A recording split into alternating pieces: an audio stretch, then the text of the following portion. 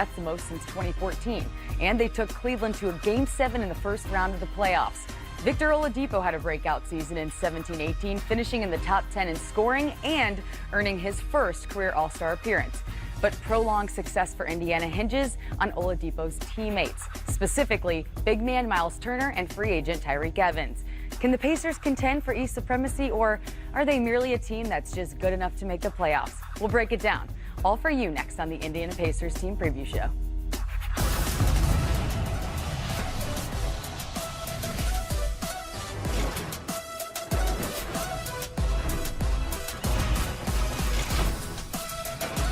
Hey everybody, welcome to the 10 Points Pacers Team Preview. 10 points over the next 30 minutes. That's what we're doing here. Allie LaForce alongside former NBA and Big Ten stars Steve Smith and Derek Harper. We're going to take a good look at the Pacers, and it brings us to our first question, which is, are they now, with the departure of LeBron James from the Cavaliers, a top 4 team in the East, guys? I think so, Hart. I look at it, I'm really impressed with Nate McMillan's done, because watching him and the way he played, usually you coach the way you play, and he did that at the beginning of his career coaching. It was grinded out, it was defense, but I think he did a good job of opening up the basketball, being able to put guys in great positions. He opened up the floor. He had Oladipo had one of his best years. So I'm going to say, yeah, I have them third. Hart, third? Got them third. So I'm going to hear what you have to say now. I don't have them third. And the reason why I don't is because I don't think they have a legit second scorer. I think it could fluctuate a lot of different ways when you start talking about, after Oladipo, who's going to get you buckets. My thing is that if you look at their team, the balance is good. They have 6 guys in double figures. You know, Bogdanovich was the second leading scorer last year, really had some great moments in the playoffs against Cleveland. But consistently, who's going to be the guy that puts the ball in the hole for you when you need buckets outside of Oladipo? No, that was the problem in the postseason, was Oladipo really was carrying the load, which brings us to our second point. You know, we look at how he seemingly just wore down over the course of last season, especially in the second half. His offensive rating and shooting went down drastically. The fifth-year pro had the ball in his hand a lot. He was really carrying the load. He led the team in points, rebounds, assists, usage percentage, defensive rating. I mean, he really did the whole thing. So do the Pacers need to reduce his workload, or is it more about him just getting used to it? See, I think he was new to the game. And what I mean by that is he's never carried a team before in his career. He's always had a support system around him. He's been the second, third scorer on a lot of teams. But when you look at what he had to do last year, I mean, they asked this guy to sell tickets, cook the popcorn. He had to do a lot of different things for his team to be successful. And just, when you have to carry that kind of a load and you're not accustomed to doing it, I could see you wearing down, especially playing against a team like Cleveland in the playoffs in the first round. If you remember, they played well against Cleveland. They gave Cleveland a scare, mainly because of the youngster Oladipo. And I think, Harper, you said it best. I think he wore down because he didn't have that consistent second guy. And if we watch the playoffs, and especially with the Cleveland Cavaliers, they threw bodies at him. They trapped him off the pick and roll and made him give the basketball up. So I think for Nate McMillan, also Oladipo, it'd be great to see him off the ball a little bit more. But they got to have that second guy that Harp's saying to take the pressure off him. So I don't say so much it was him, of his play, is just the style of play and the defense he was going against. They weren't going to allow Victor Oladipo to beat them by themselves. So we talked about a second consistent scorer. What about just having 5 guys that can actually handle the basketball? So you're not worried about getting it to him coming up the break every time, or him starting the offense out. I mean, the league's going that way anyways. Well, their bench guys do a good job of that. Corey Joseph, for one, Darren Collison, Steve, you talked about him a little bit earlier. I think they have the right mix, and I think Nate, I mean, you talked about Nate being a sensational coach, especially on the offensive end, freed those guys up to do what they do best as offensive players. They score a lot of easy baskets because of Collison, Corey Joseph, those guys' ability to get inside and make plays for other people. Thaddeus Young is a big part of what the Pacers are about, and they just have a lot of good players outside of Oladipo, not great outside of him. I have another question, too, just from your personal experiences. It seems like Oladipo, 5 years in, now he's figured it all out. Maybe each year he figured out something new. But this season, the leadership really seems to be there. And going into the season with that mentality of, I am going to have a lot of minutes, and I am the man. So he flew the whole team to Miami. He wanted them to bond and play golf. He wanted the new guys to adjust. And he said, I don't want to look back and think I could have done more, because he said last year there were moments that he thought that. Is that about the right amount of time for a star to feel really comfortable and be really hitting a stride in his game? About 5 years? You know, it's different for different guys, and I think he just didn't have the opportunity. I thought he came out in Orlando where he was trying. I don't think he was ready then. He played well, but I really thought he got a chance to watch Russell Westbrook. He wasn't the guy. He had to learn how to play off Russell Westbrook, but I think more importantly, he felt comfortable. Nate, give him a lot of credit, put him in a position to be successful, and then he transformed his body. He was never out of shape, but he got in phenomenal shape to carry this load. And I think his confidence level, Harp, went to another level. It did, but I think people equate leadership to the leading scorer. And that's just not the case. I think you have to learn to lead. And he's on the right track, because I think trying to build continuity before the season actually starts for you as a basketball team is really huge. I worry about a lot of people on that team. I'm curious as to what they're going to get off their bench and some of the role players, what their roles are really going to be. But Oladipo, I think he's going to be fine. I think it was a learning experience for him to go through what he went through this past season. Well, we have someone else we need to talk about, which brings us to point number 3. Last season, supposed to be the year that big man Myles Turner really had a breakout year, take the next step in his game, but his scoring, his rebounding, his shot blocking, it all went down. You know, he did make a lot more threes, but his free throw attempts were down from 2016 and 2017. Point number 3 is this the year that Myles Turner finally steps up, and can this team survive if he doesn't? I say no, that they don't survive, because I see Myles Turner. I watched him in Dallas quite a bit. He played high school ball down in Texas, and I saw a guy that was perfect for the NBA, the direction that the NBA is going, a stretch big. That's what it's all about. I don't know if it's touches in the right place, exactly what the issue is, but he has a tendency to go away sometime as an offensive weapon, and I don't think the Pacers are good enough if he's not going to average 16, 17 points a game and 6 rebounds for your center. That's never a good thing. No, you're not going to get it done, and I'm with you, Harp. I look at it, and like you said it best, Allie. First, your big got to be so aggressive. He got to get more free throw attempts because he has a great touch. That area has to go up for him. I think just overall aggressive, putting your mark on a game. And you know, Harp, sometimes your offense is not there. But can you make an impact without your jump shot going? Can you make an impact without your scoring going? And for a big, as old school and coaches say, you got to go down there and rebound the basketball. 6 is not going to get it for him. He's athletic. He's talented enough. I think he has to get that number close to double figures. And like Harp said, 16 or 17 points for the Indiana Pacers to take that next jump. He has not matched what I expected him to be as a player yet. Still young. I think that's the other thing that you got to take in consideration. He's still growing. Takes some guys longer to figure it out than others when you talk about a guy like Myles Turner. He's been doing a lot of yoga, so I'm going to go with the young He has. He's got abs now and everything.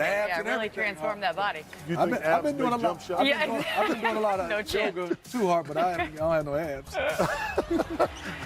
Well, if you don't have it, you know I don't have it. Right? Guys, I have one more question when it comes to Myles. You know, I looked up some of the numbers, and Coach McMillan said, I want Myles to play more with Sabonis than with Thaddeus Young. And that's something we really want to start transitioning to this season. But the numbers from last season, you know, they don't tell the same story. When he's with Sabonis, his numbers are way down compared to when he shares the court with Thaddeus. And I know a lot of other factors go into that. But the team also had a negative net rating when they were on the floor together. So how do you see him and Sabonis and that chemistry going in the lineup when they're together? Well, you know, I think all great players is obviously there's better fits, Harp. But with his skill set, we see it. He can shoot the basketball. Sabonis can shoot the basketball. They can play with each other. It still comes down to whether with Thaddeus Young or not. No one's stopping you from rebounds but yourself. I mean, that's where I think Myles Turner, and I think he'll get it. I think he'll have a fantastic year playing with Sabonis or not. I think he understood. We talked about it in Summer League. I got a chance to interview him, that he's ready. And Harp, you said it best. He put on a little bit of muscle. He has those abs now. And I think just he was young, no excuse. But as you have more experience, I think he's a smart enough young man to turn around. I think he's going to have a great year. In a lot of ways, they're the same kind of players. Both can stretch the floor. I think Sabonis obviously more physical in the paint and has more of a presence there. A lot of times when you get bigs on the floor at the same time, it bogs down the whole floor. The spacing is bad, and those guys are stretch bigs, so you just don't get the kind of rhythm shots that you're accustomed to when you're on the floor with 2 bigs a lot of times. So I'm writing this down for him, for Myles Turner. Oh, my pen broke. Jumper, abs, perimeter defense, rebounding, and we got more for you after the break on how he can be better at the pick and pop. Smitty and D. Harper take the court You need to write break down it all down. abs for me. Do that.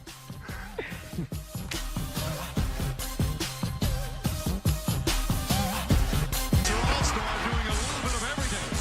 Oladipo from downtown. His fifth three-pointer stolen by Oladipo. Stevenson back to Oladipo. Oh, he backs it home.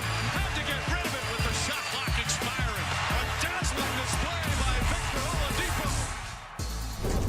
So the Pacers added veterans Tyreke Evans and Doug McDermott to help take some of that scoring load off of Oladipo. And their first-round pick, Aaron Holiday, impressed during the Vegas Summer League. The rest of the major players return, including underrated point guard Darren Collison. We've moved over now to the court, and you guys have some good ideas about the pick and pop when it comes to Myles Turner. What are you thinking?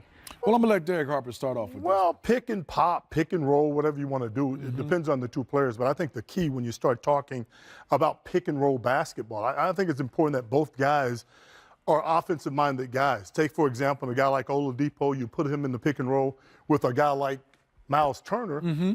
Myles is a great pick and pop guy, but I think you want to make the point that if he could get into more of a rhythm pick and roll, mixing it up as far as the pick and roll is concerned, Yeah, he'll Harper, be I'm better going off. to have you out there where you were very comfortable as Yes, a point I guard. am. Ali, you want to guard Harper? You got to guard Harper. I want to just show you. It's a good time to get me, Have you Ali. seen my This is a foot good time. speed? Have you seen my This foot is speed? a good time to get Ali, me. don't follow him too hard.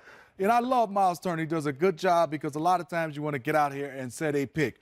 Harp comes off, and you can see the pick. I set a You want pick me to on go over or Allen. under? And no, you can say that. I like it, Al. I And like when you it. fade here, they do a good job. He throws it, Oladipo or Darren Collison, and he knocks down shots, right? But when you really want to take advantage of Myles Turner, it's because of his size, Derek, and his athleticism. Probably best if we go on the side pick and roll. Let's go on the side pick and roll.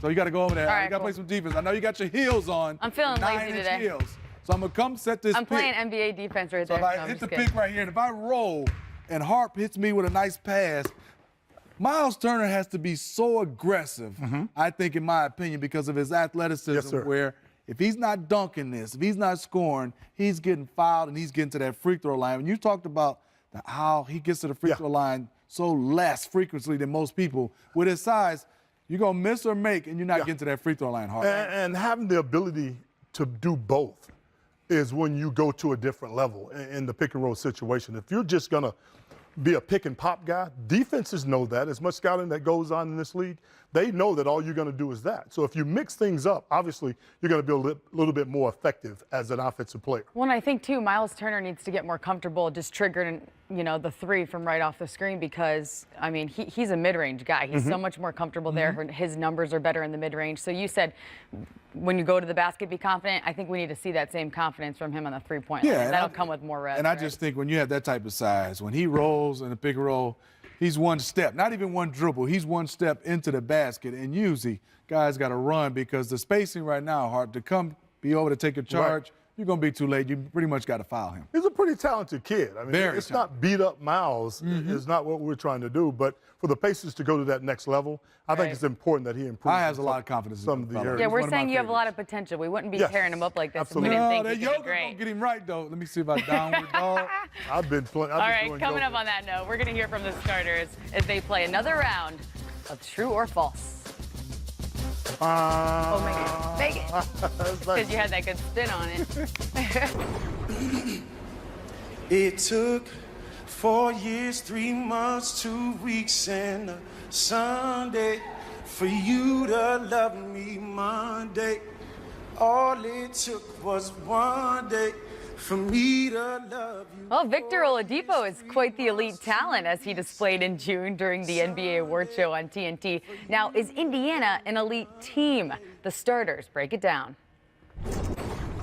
Trey Kirby and Taz Myles of the starters here for your next Indiana Pacers point. A little true or false for you. True or false, Trey? The Indiana Pacers are an elite Eastern Conference team. I'm going to say false for now. I've been wrong about the Pacers before, but a couple of things need to happen before I'll buy them as an Eastern Conference elite team. First of all, Victor Oladipo has to be for real. Remade his body last year, took the league by storm, scored 24 a game, shooting 48% and 38% from three before the All-Star game. After the All-Star game, though, came back down to earth a little bit, 20 points per game on 46% shooting and 34 from three. That, to me, seems like he's probably getting tired because he was carrying basically a Russell Westbrook-style load for the Pacers last year, which is why the second thing that needs to happen to me is that Myles Turner really needs to take that next step. His progress kind of stalled out a little bit last year. He was battling some injuries. I think we need to see Myles Turner take a little bit more control of the offense, kind of have a little bit bigger role, and give Oladipo a little bit of a break so that there could be two big-time options there in Indiana so that Victor Oladipo doesn't have to do everything. Tyreke Evans performing well would be a huge help. There are a couple of ways that the Pacers can get there, but until we see it, I'm not going to buy it. I do believe. I think you can throw him up there because I do believe in Victor Oladipo. I think last year was his first year as a #1 guy. I think he's learned how to be that guy. He's learned how to preserve his body. He was on the phone after Game 7, losing to the Cleveland Cavaliers with his trainer. And he said, hey, let's do this. Let's get back in the gym. There's a great write-up on The Athletic about that. And Victor Oladipo knows that he has to take it to another level. So I do believe after 1 year, year 2 will be better for him. He got cut. Myles Turner, watch Victor Oladipo get cut, and he's doing the same thing. And I do believe that Myles Turner, Fitzpo, was a guy. The first couple of years of his career, we thought, I mean, this guy is a modern-day big. He should be that.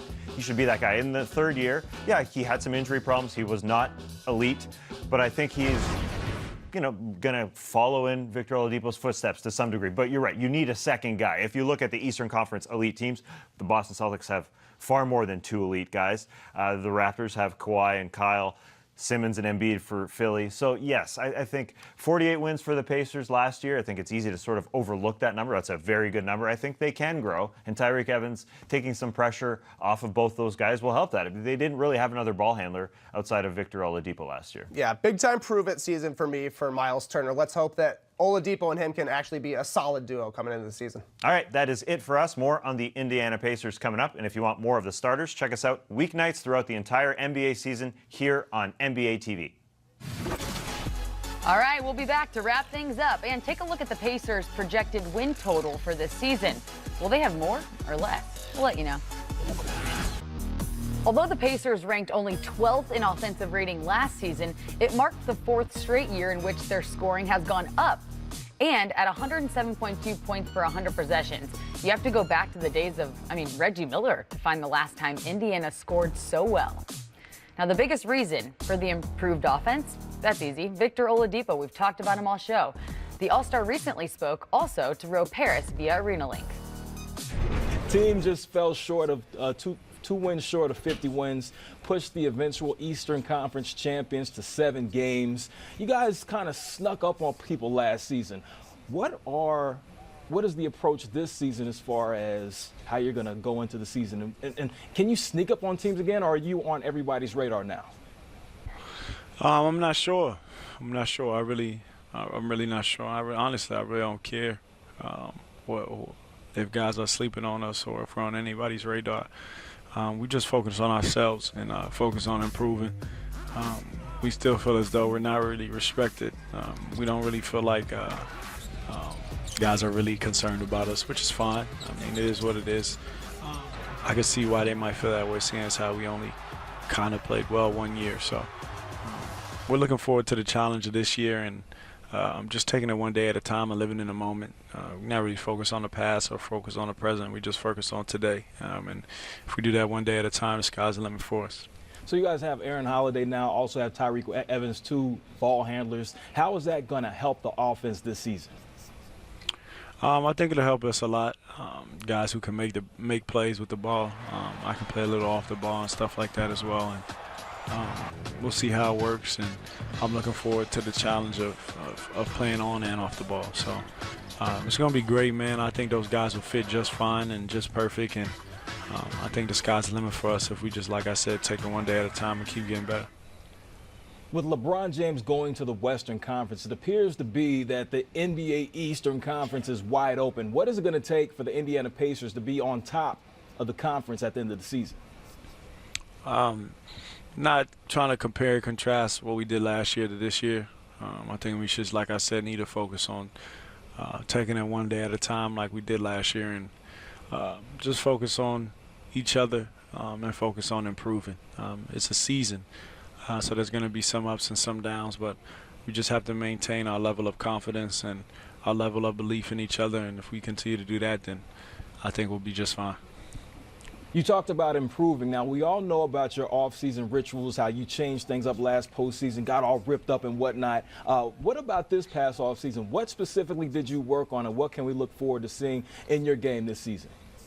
I think the biggest thing is just working on my mentality and my mental, and working on that just as much as I work on my body and taking my mental to another level. So I think I've improved in that category, and I'm looking forward to kind of showcasing it, I guess you can say, this season. Well, we're back on the court. Guys, before we wrap up, he said it himself, his mentality is the biggest difference. You can sense the calm and the confidence that he has. He's finally gotten to a point where he's really ready to go and feels like the leader all around on this team. I look at Harper and Alley. He doesn't look satisfied, Right. even though he made his first Not All-Star appearance. He was the best player on Indiana Pacers. He scored a lot. He had his best year. But just looking at the interview, it looked like he's not satisfied. He wants more, and I'm not talking about individually. I think he wants more as far as winning, getting to that next chapter for the Indiana I would Pacers. concur with you on that, Steve. You look at this team. They got better by adding a guy like Tyreke Evans to me as a basketball team. They can score. They like playing together. They defend for the most part as a basketball team. And, you couple those things together, and I think the Pacers, one of those teams that people don't want to see in the first round of a playoff series. Right.